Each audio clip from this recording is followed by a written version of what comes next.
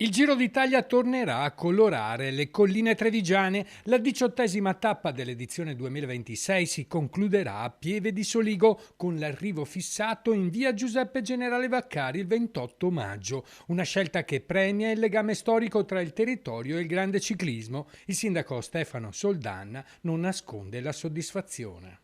Siamo carichi di emozioni, siamo carichi di idee, speriamo di offrire uno spettacolo che sia unico in Italia per partecipazione ma anche per amore nei confronti di questo nobile sport. Il percorso partirà da Fai della Paganella e una volta entrato in provincia di Treviso attraverserà i principali centri della zona collinare: Valdobbiadene, Combai, Miane, Follina, Cison di Valmarino, Lago, Tarzo e Corbanese. Immancabile il passaggio sul celebre muro di Ca del Poggio verso il finale veloce che porterà i corridori fino al cuore di Pieve di Soligo.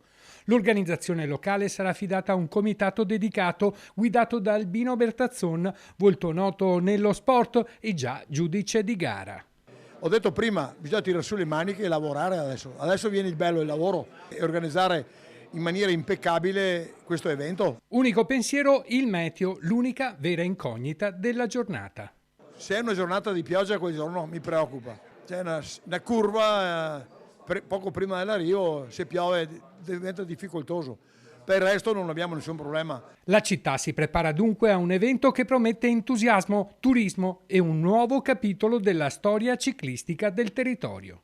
Che tappa sarà?